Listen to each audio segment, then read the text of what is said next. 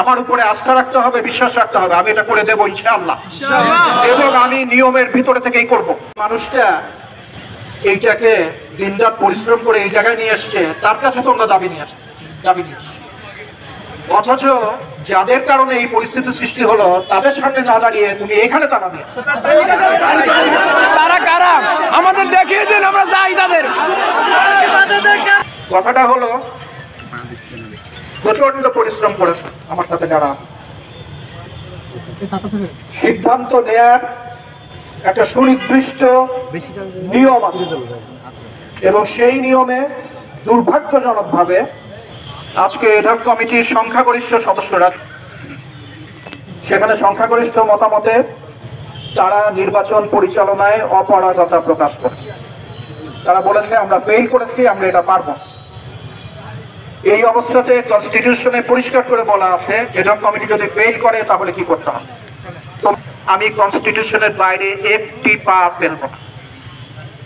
পরিষ্কার করে বুঝে নাও, তোমাদের যে কারো চেয়ে আমার রুয়াকে সফল করা এবং একটা সুন্দর রুয়া আমাদের ছাত্রছাত্রীদের জন্য হবে, বিশ্ববিদ্যালয়ের জন্য হবে, ইনস্টিটিউশনের জন্য হবে, তোমাদের কারো চেয়ে আমার আকাঙ্ক্ষা এক বিন্দু কম না, অনেক গুণে বেশি। তোমরা কবে থেকে রুয়ার কথা কাঁদো, আমি কবে থেকে রুয়ার জন্য কাঁদবো। আমার উপরে আস্থা রাখতে হবে, বিশ্বাস রাখতে হবে, আমি এটা করে দেবো ইনশাআল্লাহ। এবং আমি নিয়মের ভিতরে থেকেই করব। আমি যদি জানতাম, বারবার এই প্রশ্ন তোলা হয়েছে, যে একটা অংশ বারবার প্রশ্ন তুলেছে যে রুয়ার এখানে আইনের ব্যত্যয় হয়। পরিষ্কার করে শুনে না, আমি যদি কনভিন্স হতাম যে আইনের ব্যত্যয় হয়েছে তাহলে আমি নিজেই এই রুয়ার এই নির্বাচনের ব্যাপারে বলতাম যে এটা করা যাবে না।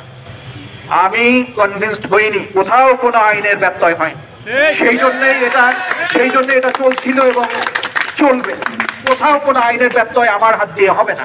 তোমরা এখানে সারাদিন চিৎকার করতে পারো, সারা বছর চিৎকার করতে পারো, কিন্তু আমি কনস্টিটিউশনের বাইরে যাব না। আমার কথাটা পরিষ্কার। তোমাদের সামনে যেটুকু আছে সেটুকু হচ্ছে, যেই মানুষটার আন্তরিকতা আল্লাহ পাক জানেন হয়তো সবচেয়ে বেশি তাকে কনস্টিটিউশন মেনে যত দ্রুত সম্ভব কাজ করা সুযোগ করে দাও, যদি রুয়ার ভালো